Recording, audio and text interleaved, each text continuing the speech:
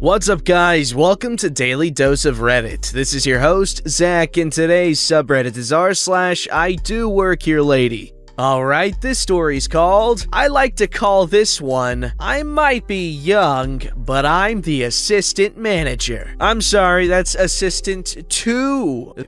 This is a story from a while back. 3 years to be exact, but I need to share it. Just some info, I'm 23, male, so have any of you had this odd experience where you are a hard worker, doing your best, valued by your district and regional managers, but your coworkers and store staff absolutely hate you? We have a brown noser. I'm kidding, guys. It's a joke. Whenever you replace someone in another store, things are great, but you come back and it's all crap? Well, that was me when I worked at Starbucks 4 years ago. Long story short, after a whole year of that nonsense, I presented a resignation letter, which prompted one of the higher-ups to call me, asking me why I wanted to leave. I explained the toxic work environment, and he offered to transfer me to another store as an assistant manager. As you may guess, the raise in payment was more than enough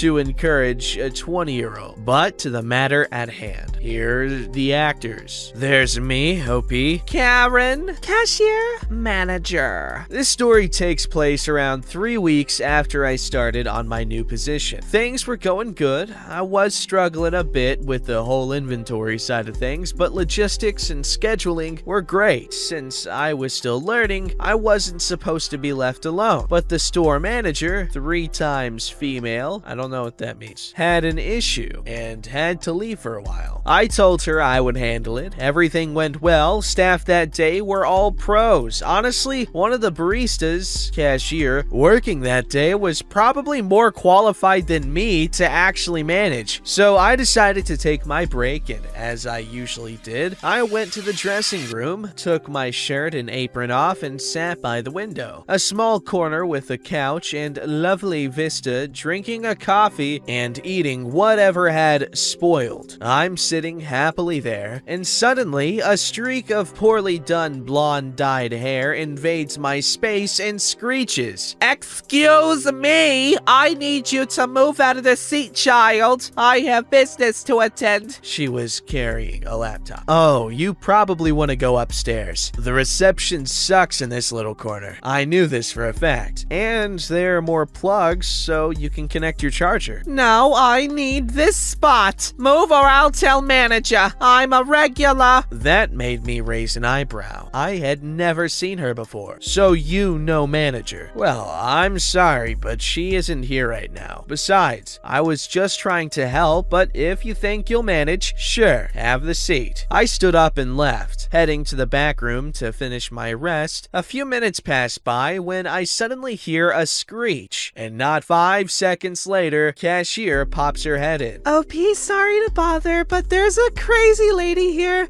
Can you handle her?" "The blonde-dyed one? Sure, let's go." We head there, and in fact, it was Karen, screaming out of the top of her lungs for manager. "I'm sorry, ma'am. As I told you before, manager isn't here right now. I'm taking her duties until she comes back. What's the problem?" "You? The manager? Don't make me laugh. Where's manager?" "Miss, manager isn't here. She had to leave for personal issues. She'll be back in a..." That's how far I got. "Where is she? I'll have you fired over this. I couldn't connect to my reunion, and now you are acting instead of your boss." "Ma'am, I'm the assistant manager, and I told you that place had a poor connection." "Stop lying. When manager comes back, I'll make sure you lose your job, new guy." She huffed and puffed back into her corner. Customers in the line all looking at us like, whatever? So an hour or so passes by, and manager comes back, visibly tired. She apologized to us for running late and was about to start explaining what happened when Karen comes barging into the back room. "Manager, you finally arrived. You wouldn't believe how that kid treated me. You should fire him. He insulted me and acted like if he was in charge and didn't let me connect to the Wi-Fi. My assistant manager? Long pause. Like awkward, long silence pause. Look, Karen, just because you are my mom's best friend doesn't mean you can come here and treat my staff however you please. Get out of the back room. Karen, without a hint of shame. Well, at least I want a refund. While trying to connect, my coffee got all cold. OP, did I teach you how to issue refunds? Come with me. We head to the cashier and manager shows me through the steps. She had already done in the past. Yeah, she was just making sure I remembered, but then I got an idea. Sorry to interrupt you, manager, but I did warn Karen that the reception sucked at that spot, and she chose to sit there anyway. Not to mention the scene she caused later. I don't think she's entitled to a refund. That's a lie! I would never raise my voice, she said, screaming once again. Is that so, cashier? In all her glorious pro-barista stoner girl aura, muttered the most amazing yet calm accusation while not even lifting her eyes from the coffee she was working on. I mean, yeah, she was screaming like for 10 minutes. Even got my ears hurting. She's crazy. If you had heard it, the delivery, something I can't express in written form. Well, Karen, I sadly can't offer you a refund. But? Sorry, Karen. See you another day. Karen left angry, fuming, screaming at the poor customer service and how manager's mom would hear about it. Sorry about that. She's my mother's neighbor. Ever since she found out I work as a manager here, she comes and always causes a scene. After that, we all had our laugh. The day went as usual. Another Karen had been stopped. Extra info. This was a very small store. Usually 5 people working the positions. Very quiet place with some office buildings. Nothing crazy. I'm also aware that Starbucks leadership structures vary wildly from country to country. So while my contract said assistant manager, in practice, I was more of a supervisor and I no longer work for Starbucks. Honestly, I hate the company, but the pay was really good for an entry-level job, plus it being my first contractual work was good on the resume, so I sold my soul for 3 years. It wasn't fun, but after the horrid first year, the rest was bearable. Anyway, that's all. Hope you liked my little tale. I too realized some people were struggling with 3 times. 30-somethings, but I love the 3 women in a trench coat idea. Yes, okay, so, she was a 30-something-year-old woman. Who was it, though? Who was the 30-something? I don't remember. Store manager lady. She was a 30-something-year-old female. Karen lady was cuckoo, though. Also, OP, pretty cool being assistant to the regional manager. In your, like, early 20s. Pretty badass. Not gonna lie. Yay. Alright, this story's called I'm the Bank President, Jackass! This was back in the 70s when I was in the military. I was stationed outside Little Rock, Arkansas, and found I was in need of extra cash. So I got a job at a security company working overnight. Our cast of characters are me, obviously, first suspect, second suspect, police officer 1, police officer 2. There were 3 of us who worked security at a prominent downtown bank. 1 for day shift, 1 for swing shift, and 1 for overnight shift. Yo, what's a swing shift? That sounds badass. I was the swing shift guard. Hell yeah! I'm so happy. I hope they play Frank Sinatra. On the job, we had time clocks we had to punch in on different areas showing we were patrolling. There were 1 revolver for the 3 of us, and I found out it wasn't in working order. Not only dirty and plugged up barrel, but the cylinder wouldn't rotate. But it didn't matter, for the ammo inside had turned green, making it unusable. That's disgusting.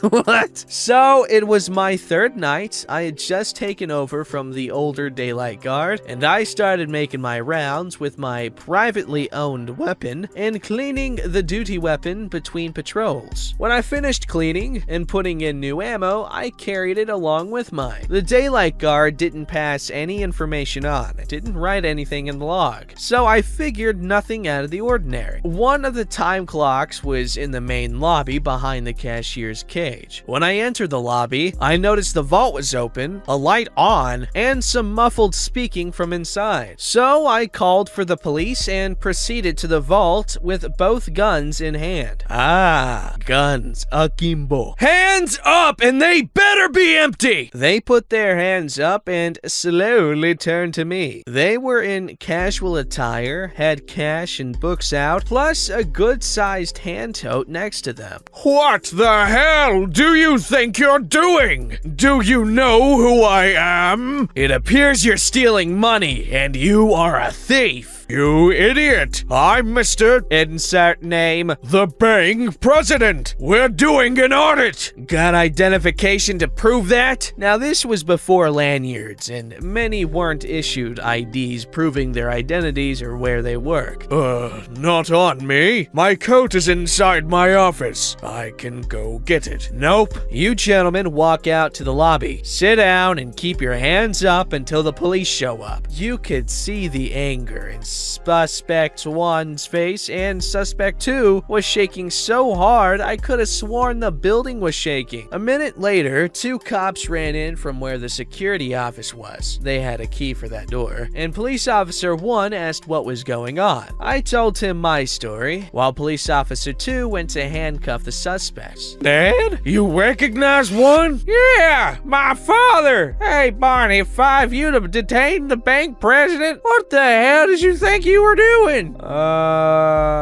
Stopping a bank robbery? I meekly said. Suspect 2 then pulled out a government ID with a badge indicating he was an auditor. He was still shaking and was so nervous he couldn't speak. The officers helped him up while I was apologizing, and Suspect 1 said they had to do a night audit for apparently there was some cash missing, and they were checking the books along with cash on hand to find out who had taken the cash or just messed up in the books. Feeling stupid, I went back to my patrolling, then wrote the incident in the daily log. The next day, I found a memo for me to come to the company office, 8th floor of the bank building, and speak with the manager of the company. I thought, this is it. I'm getting chewed out and canned. To my surprise, Suspect 1 had commended me for my diligence, my observations, and the way I'd handled things. The manager gave me a pat on the back for my work. I'm sorry if this was lengthy, but I do like to be thorough in my stories. Enjoy the rest of your day. That's a badass story. Thank God he wasn't a freaking sour baby head, little baby man.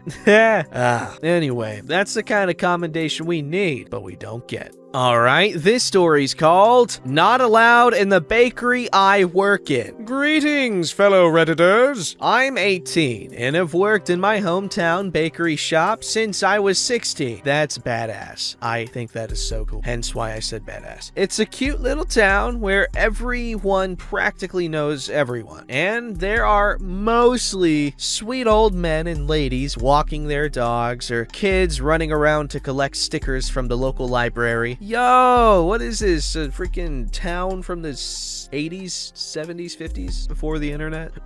I've lived here my whole life, and though I'm looking at moving for university this year, it's still a wholesome little town. Anyway, this takes place during the Modelo pandemic, but shortly after the first initial lockdown in England. We are considered an essential business because we sell milk and bread, as well as flour at the time. We have to wear masks at our jobs, and advise our customers to wear masks too, though we're not supposed to tell them specifically to wear one. See my profile for the fake service dog lady for the reason behind that rule. I still wasn't back at college for the time, so was asked to help out a few hours here and there with my boss and coworker, because one employee was still furloughed for the time being. I had to say yes, and got a little extra money under my belt. However, because of our low stock at the big bakery, which supplied all of our food to cook and bread to sell, we didn't get a lot of sandwich fillings and often had to go to the local shop right next door in order to pick up extra butter, lettuce, etc. This one fateful day, we had run out of butter as we recently started remaking bacon baps in the morning and the builders were coming in herds. So my boss asked me to take a few pounds out of the till, go get some butter, then get the receipt and yada yada. I was used to doing this and didn't complain. I took my work apron off and threw my jacket on because man, it was freezing. Got the butter, moving on. As I go to walk back into the bakery, this woman sticks out her foot by the door and stops me. I'm silently praying it's not a Karen, and luckily it isn't, but she's not far off. Here's the cast. Lady. Me. Ahem. Yes? It's 2 customers at a time and I was here first.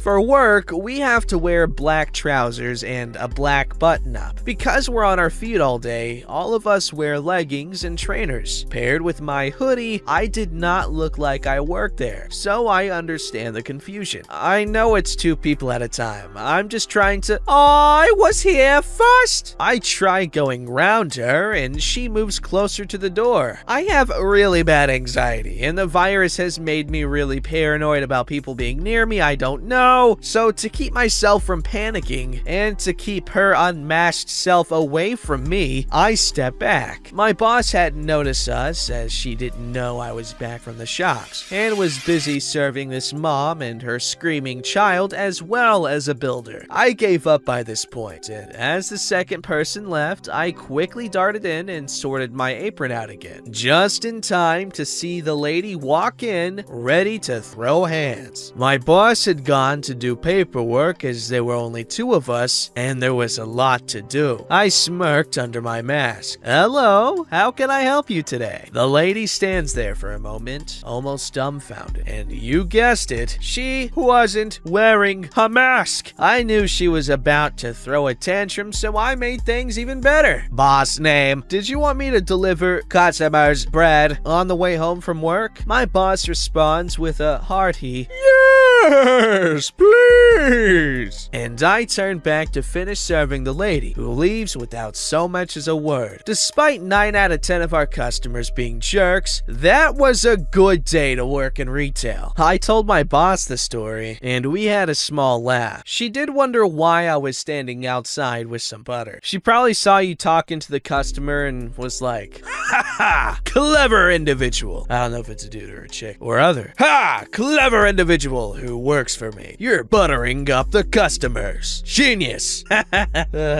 Alright, this story's called, Why Yes, I Do Work Here. Not a typical I do work here lady story, but it still counts. During grad school, I had a part-time job at a store in the mall. I would eat in the food court on my lunch breaks, and I usually went to one particular chicken restaurant because their lines tended to be shorter, Chick-fil-A. Several months into working there, one of the cashiers I frequently saw at the restaurant paused after I ordered and said, I see you here a lot. Do you work in the mall? I told her, yes, I work at XYZ store. She then informed me that mall employees get a discount. Totally made my day. I wish I had told someone I worked there sooner. And now you just gotta complain enough and they'll send you a check for every bit of savings you're owed. And they're gonna send you a check for $30,000 and they're gonna be like, here you go, $30,000 is what you're owed. Why do you eat so much chicken? Don't forget to like, subscribe, and hit that bell to never miss an episode.